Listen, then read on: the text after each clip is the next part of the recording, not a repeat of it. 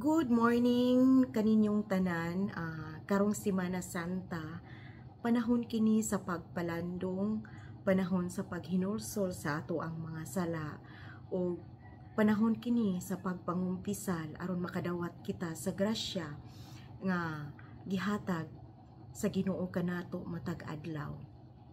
O karon ang ato ang topic kay adunay nangutana nga unsa ang makapalig-on sa ato ang pagtuo ngadto sa ato ang Ginoong Hesukristo nga bisan sa mga pagsulay sa mga kalisdanan nga atong maagian dili ra kaayo kini bugat.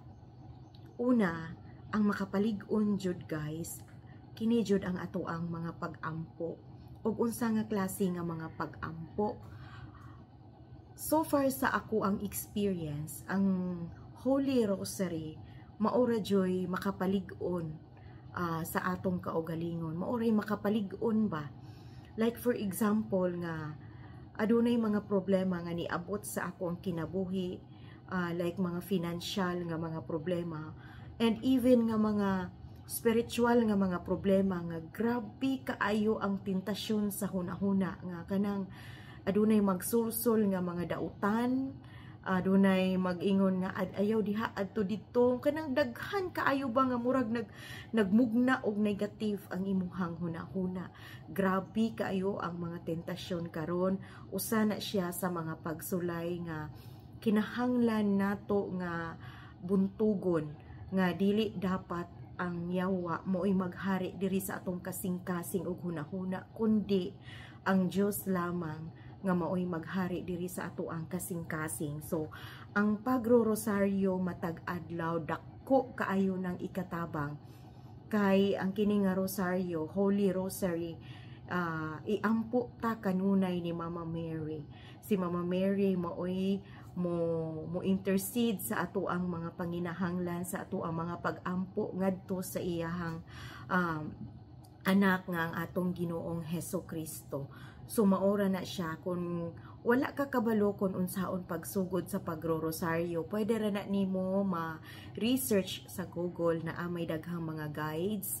Unya na apoy mapalit nimo nga mga guides adto sa mga Catholic articles nga mga naninda og mga inana ba, naninda og mga rebulto, mga naninda og mga kanang tawag ani oy kana ganing religious nga mga items nga mga rosaryuhan. Unya guys, ang inyong rosaryuhan tan-awa maayo nga naarabay satanic rosary karon.